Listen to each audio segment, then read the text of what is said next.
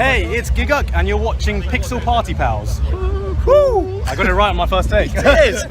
Right, hey guys, how are we doing? Back with another video from Giguk, and today we are checking out when an anime leaves you speechless. A lot of anime do this. There's so many amazing moments where you're just like, wow. And think of, well, the last episode of Demon Slayer Swordsman Village Arc had me just like, but with tears. I just couldn't get the words out now.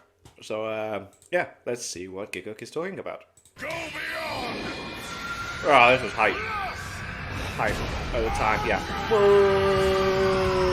When we think of iconic anime moments, we think of stuff like, yo, that was so hype! Or, that was so sad. Or, damn, that was so shocking.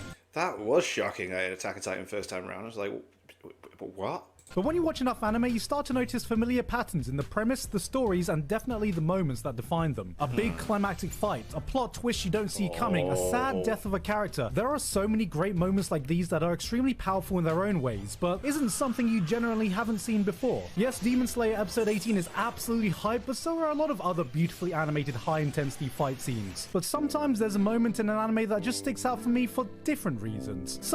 I'm a bit worried now. Some may even say that they hit different. Okay. I said it! I said the thing! These are moments that might not be the most hype, most iconic, most talked about, or even the most memorable. But for one reason or another, they've just refused to leave my mind. So I've compiled a short list of Giguk's random anime moments that live rent-free in my mind in no particular order or theme. Yes, I'm only making this so I can nerd out about shit I don't get to talk about enough. Obviously, there's going to be spoilers, so I'll make sure to show what I'm going to talk about before I start each segment. But if you're anything like me, I have this awful habit of discovering shows and movies I want to watch by watching out-of-context scenes I've recommended on YouTube. No, I don't do that. Like, I remember there was a time where I did, but now I prefer to, like, not know. But for the sake of the video, I will accept some spoilers. I will take on this burden. Even if they're full of spoilers, I know, okay? So hey, maybe you're as broken as I am, but without further ado, let's get to it. Number one. And he says, Music. I've still not watched this goddamn anime. It's Boy Through the Rock, isn't it? I still haven't watched it. Jesus Christ. But he did say this is in no particular order as well, isn't he? He's just numbering them so that we know that when the next one's coming. So, okay, cool. Performances. The climactic moment in any music anime that separates the men from the boys, the women from the girls, the beeps from the boops. I'm not even a big music guy, but great performances can be some of my personal favorite moments in all of anime. There is a wave of emotion you can get that is different from a hype fight scene or a sad dramatic scene. Haruhi, K-On!, Your Lie in April, Angel Beat. Oh, Your Lie in April, man. Carol and Tuesday. There are a lot of iconic music scenes in anime, but to me, no performance has made me feel such a journey of emotions as much as Kids on a Slope, episode 7. What? When you hear that the director and composer of Cowboy Bebop are teaming up again to work on a music drama revolving around jazz, you get excited. And this is coming from someone who doesn't know the first thing about jazz, except that one of the main tracks used in the show is the jazz classic Monin, which is aptly named because every time I hear that sexy jazz beat, it got me feeling like... Oh. No, wrong clip. Yeah, that'll do. It's Japan in the 1960s, and you have two best friends who are about one seductive look away from kissing their homies goodnight and shouting no JoJo. But at this point in the series, they are having a little bit of a lover's tiff. They aren't talking to each other, their music group has broken up, and their drummer has gone and joined another band right before the big school festival music performance. I was loving the animation on him doing the drums as well. That's so sick. It's like, wow. But, oh no! Something's gone wrong before they're about to get on stage! The setup was predictable, we knew what was coming, but that didn't detract from the magic we were about to see. The school is treated to the purest unplanned jam session between two musicians you could ask for, doing their own rendition of The Sound of Music's My Favorite Thing to Snow White's Someday My Prince Will Come. For 4 glorious minutes, their musicians become their voice actors. Not a single line of dialogue is uttered between them, but you understand everything they are saying to each other through the language of music. And like the audience, that is beautiful. I'm a big music fan, so I greatly appreciate that. That's fantastic. I was absolutely mesmerized. I'll be honest, I'm kind of illiterate when it comes to The timing on the animation and everything's just wow. trying to break down or describe music, so all I can say is that the beeps and the boops fired up neurons in my brain so hard, it might as well have turned the serotonin being released into goddamn crack. God, this scene was so good. This Japs is so sexy, it got me more bricked up than all ecchi fan service anime I've watched combined. And just when I thought I couldn't get more bricked up, just when I thought they couldn't peak any harder, they pulled this out.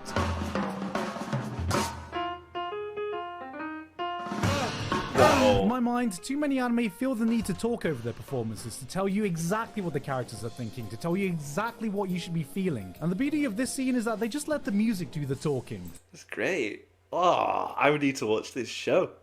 Oh! From the perfectly accurate animation, to the callback to previous songs, to the character developments you see on stage, to the emotions this made me feel. This scene is a fucking masterpiece and my all-time favorite music performance I've ever seen in an anime. Number 2. Voice acting. Without voice acting, we'd be watching a silent film, and great voice acting can elevate the most emotional scenes from an anime into something even more spectacular. Yeah, man, like sometimes, even, you know, when you... How do I word this without sounding like an absolute idiot? Watching subtitle stuff and still not, like, hearing it. But when that you get the actual emotion coming through how it sounds, and you totally get it, love it. When you know it breaks your heart, or you get the good voice acting doesn't necessarily have to be like on your language. If they are portraying the emotion they're trying to, you get it. Damn. Or it can break it. There have been so many amazing moments of voice acting that I've seen in anime, I can't even come close to listing them all. From the serious to the sad, hype to emotional, to performances that are downright spellbinding, like Restless Vagrant. You idiot. We'll just steal off the miners. Now clearly, the art of voice acting peaked Oh yeah, like him and the other two from Trash Taster in this, aren't they? here, but that's a video game. Amazing voice acting features in some of the most iconic scenes in all of anime. So it's incredible that the first thing that comes to mind when I think of a single voice acting scene that dropped my jaw to the floor is not from this, or this, but from a slightly above average Studio Trigger show that no one bloody remembers. When supernatural battles become commonplace. Jirai here is a Chinibyo. What does that I have never heard of this. mean? He's an edgy try-hard fuckboy. Think of every overplayed trope every bland isekai protagonist thinks makes them badass. Having a special power, possessing some super secret knowledge that only they know that makes them better than everyone. Basically everything that Sid from Eminence in the Shadow tries to be without a shred of self-awareness. That's this guy here, and Hakuto has had enough. どうせお前には分かんねえだろ So you have chosen death. Think of everything you've ever wanted to scream and shout at every edgy, too cool for school teenager you've met, and that's where Hakuto is. Because for 2 unstopping, uncut, unfiltered minutes, she just unloads. ジュウ君の言ってることは一つもわかんないよ。ジュウ君がいいって言ってるもの、何がいいのかわかんないよ。わかんない。私にはわかんないの。正義と悪だとなんで悪がいいの？なんで悪い方がいいの？悪いから悪なんじゃないの？ She pops off and just keeps going and going and going, and just when you think she's run out of oxygen, she continues for another goddamn minute while upping the intensity. It is downright captivating. Wow. グングニルもロンギヌスもエクスカリバーもデュランダルも雨のブラックモノ剣も意味不明だよ。何がかっこいいのか全然わかんない。他の用語も謎なんだよ。知らない人の言葉使われても何が言いたいのか全然わかんないんだよ。 Jesus Christ, this is it. Wow, you're feeling it. You're feeling it. 自分の言葉で語ってよ。 The most amazing thing about this is that it was rumored to be done in one take. The voice actress Saori Hayami had one shot, one opportunity, and she took it. Mom spaghetti. Stories from the staff members came out about how she nailed this on one take and left everyone in the recording booth in silence. Wow. And honestly, I can't blame them, because I think I'd realized soon that I just witnessed one of the best voice acting moments in history. わかんない。ジュウ君の言うことは昔から何一つこれっぽっちもわかんないんだよ。 Jesus. Damn. Whoa. Restless Vagrant got some competition. I love anime fans, but goddamn, some of y'all got that TikTok brain. If there's not a character getting punched or something exploding every 5 minutes, I gotta start playing some Subway Surfer at the bottom of the screen to make sure you guys are paying attention. But when done right, nothing is more engrossing to me than a good dialogue scene. Eren confronting Reinhardt, Yang Wenli meeting Reinhard, pretty much anything from Monogatari. These are moments of nothing but characters talking that had me glued onto the screen more than any Michael Bay Mega Man ass explosion ever could. But the one dialogue scene I always come back to is the Banquet of Kings from this is so epic. Fate Zero, episode 11. Yes.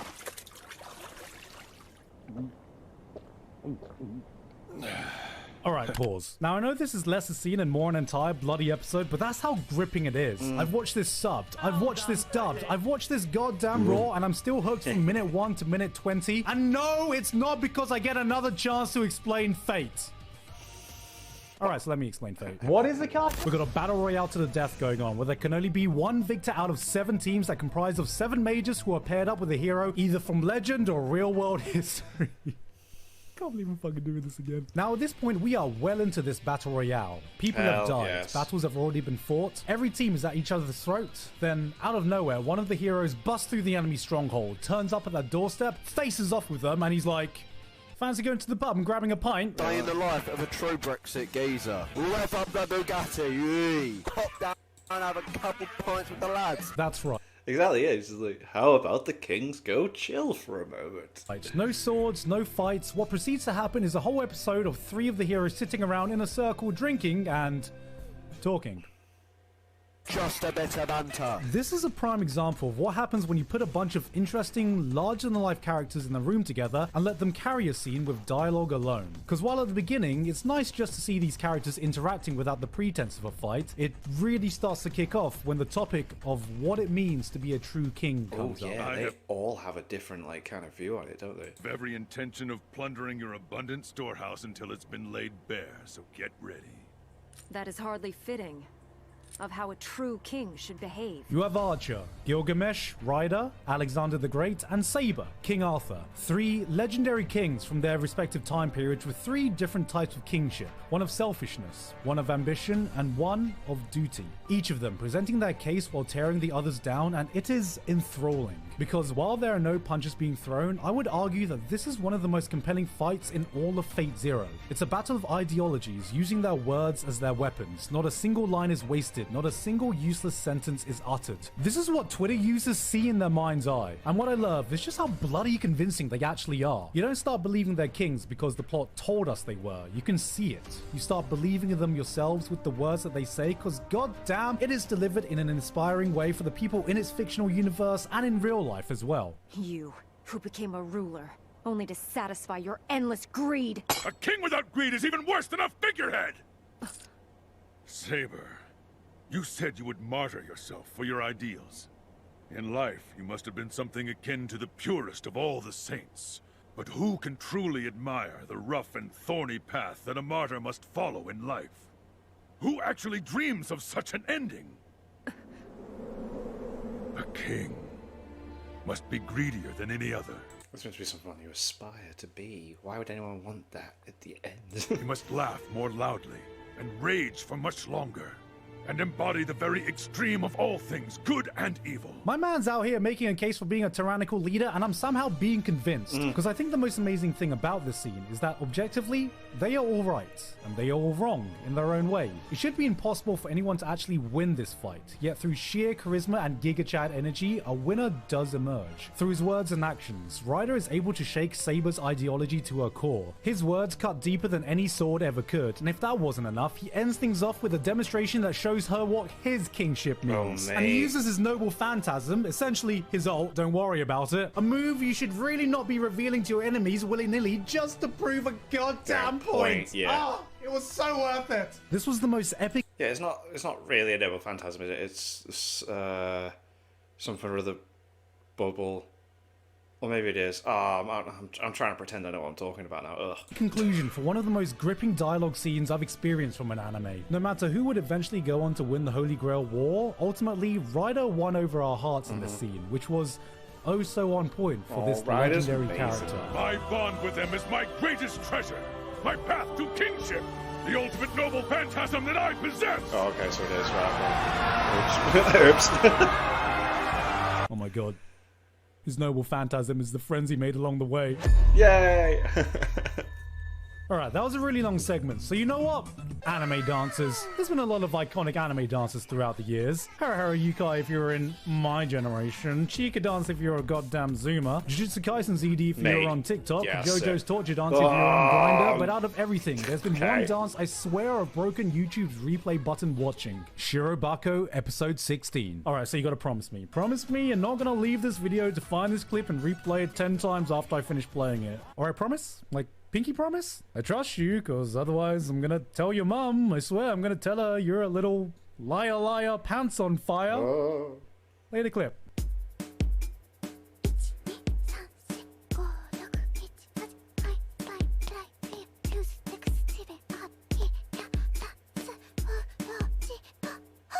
That's it. That's the scene. You still here? Okay. When people talk about shonen battle series, we say stuff like, damn, that was such a banger fight scene, or damn, I can't believe this guy just called Jujutsu Kaisen mid, or damn. Is that a Dragon Ball fan with more than 10 IQ? But beyond the fights, the salts, and the hype, nothing has quite sold me on a long-running shonen faster than the 20 minutes of chaos in Chainsaw Man Episode 9 and Makima's Ritual. God. Oh my god. Yes. Yes. Squish. Am I doing a bit of a cop-out by picking a moment from one of the most hyped recent anime? Yes. Did I want to talk about this so I have something to clickbait this video with in the thumbnail? Maybe. But this stands out to me as how to do a turning point in your story. Mate, yeah, this was phenomenal. Like, I read the manga, so I remember seeing the trailer and being like, oh, just a shot of the temple, and I was like, I cannot wait to see how they do this, and my god, did they deliver? Please don't kill me, Mushoku Tensei fans. More than any of the chainsaw massacring fight scenes, more than any of the boob-touching Makima caboose sniffing action, this showcased that a battle shonen could do more than just drop a cool action scene on you. Because what stood out to me the most is that out of nowhere, the show just turns into a full-on survival horror as Makima looks at Light, laughs in his face, and goes, pfft. Heart attack? What are you into, little baby shit? This is how you send a message. What gets me about this entire sequence is just the sheer emotional whiplash after everything that's been built up. We had 7 episodes establishing your usual shonen affair, then in just one episode you realize, oh, the people I thought were safe are definitely not. These villains are way more terrifying than I ever gave them credit for. Then the series doesn't even give us 5 minutes to process that before throwing a fat Uno reverse card in our face. You feel it. Everyone's like, wait, I thought Makima was out of the picture. No. And then they're all like, oh, shit. Sense of eerie dread for the bad guys that does a better job than 90% of horror anime have ever done. The direction, the music, her unsettlingly calm demeanor, the fact that these people can sense that they're about to die a violent death before they do is a fucking horrifying thought. And after everything is said and done, you're like, wait, should I be more terrified of the good guys or the bad guys? Yeah. This was just such a brilliantly directed scene from start to finish that went beyond the great action you expect from a shonen. And if that was just a taste of the mayhem to come, Chainsaw Man Season 2 cannot arrive soon enough. Until then, I have to live with the scraps I've got to find out what's really going on behind the terror boner Makima has given us as the true horror antagonist herself. Whoa. Flowers of Evil was an anime that looked like this. Look at this dude. This was a show that took some creative decisions with its art style and aesthetics, and when it aired in 2013, the internet destroyed it. Meme after meme, screenshot after screenshot, it got clowned on into obscurity, but now that time has passed, I think people are starting to realize that we didn't really give it a fair chance. Sure, sometimes the visuals look so bloody ridiculous that it looks more like a comedy than a thriller, but behind all that, there is a truly amazing story being told here, one that explores the darkest parts of our human emotions that we bury behind the public mask we wear. And there's one scene that has always stuck out to me in this series that everyone had already written off. Flowers of Evil, Episode 7. Takao Kasuga starts the series as someone who believes he is different to everyone because that's the person he wants to be. Pretending to enjoy obscure poetry, being an all-around edgy twat. He's not like other boys. There are 2 wolves inside of him. But when a complicated girl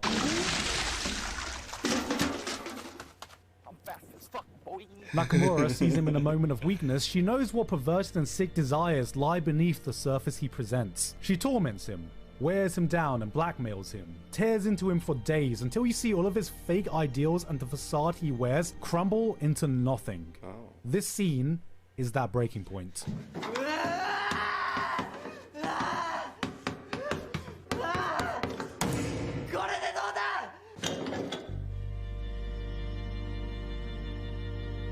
We see him proceed to completely wreck the classroom in an explosion of catharsis as he embraces who he really is. With a sheer, visceral display of emotions, it is almost chilling, watching this manic destruction of their classroom as every layer of his old persona is peeled off one by one.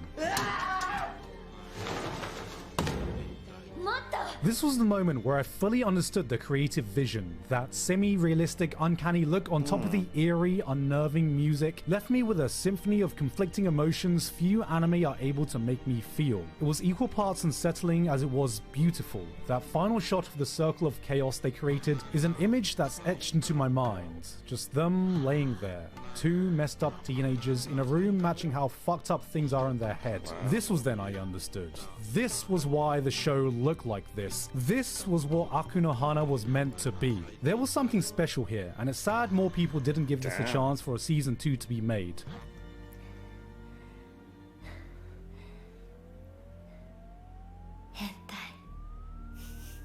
Perfect. Number 7. There are many moments in anime that get me emotional enough to get the waterworks running. Sad parts that pull at the heartstring until there are no emotions left to wring out. But sometimes I watch a scene that makes me tear up even if there's nothing sad happening on screen. And one of those moments is the running scene from episode 2 of A Place Further Than the Universe. Oh, I've still not seen this anime. Still on my list. Has been on my queue on Crunchyroll for a couple of years now, but I will get around to watching it.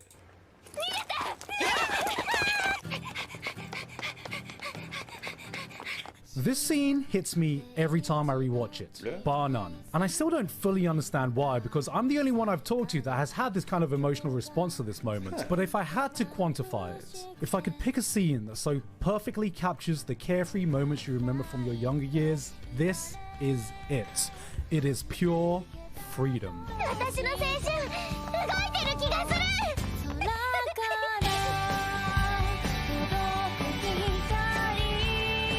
We all have a cherished memory tucked away somewhere of some dumb crap you got up to as a kid. That one random thing you and your mate did on that summer holiday. Getting up to some stupid antics on that one trip you took with your siblings or family. We didn't realize how precious those moments would be, or how fondly we'd look back on them when we were older. And what gets me is this overwhelming feeling that we're seeing one of these precious memories being made right in front of us. Yeah. 3 girls going out of their comfort zone to go on an adventure and just having the time of their lives doing dumb shit.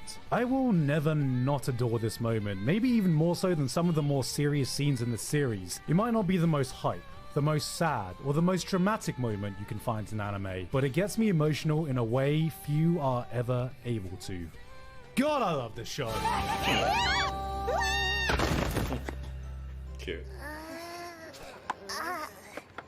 And that was everything I had time to talk about today. I didn't even get through a tenth of everything I could have talked about, but I don't want this video to be an hour, so who knows? If you guys like this enough, maybe I'll do some more of these types of videos. If you didn't already know, I'm going to be touring Europe with Trash Taste in September this year. A lot of tickets have already sold out, but we have a few venues with some availability, so if you're in the area, get your tickets now while they're still available. I'll leave a link in the description for all the available venues left. And of course, thank you to the patrons this month: Alpha Sigma, Author Curtis Eckstein, Basil, Dysfunctional Degenerate, Flabberwocky, Ivido, Lavados, Misaka12315, Payne Patchett, Pony Stark, Walter Geist VT, and everyone else on my Patreon for helping to support me for this month and making this video possible. Anyway though, that's it from me for today. I've been Giguk, and I'll see you all next time. Decent. That's cool. Some really interesting moments. Not a lot of terrible spoilers for it. I don't think the stuff that he explained are things I go out of my way to check out. That musical one, though, I really want to get into that. That just, wow, the timing on the piano keys and the drums and just like, seemed cool. That was hype. That was hype. So yeah, make sure you check out my Etsy shop. Link is in the description to that for t-shirts and hoodies that I've designed. And thank you to my patrons. If you want to have your name at the end of every video I upload, link in the description to the Patreon page. $1 a month for but that's greatly appreciated. Thank you for that. Thank you all for watching. What do you guys think of that? What do you guys think of this? Click like, subscribe, and leave comments down below. Let me know that you watch this in future videos. See you guys all next time. And sorry for no upload yesterday. It was my birthday.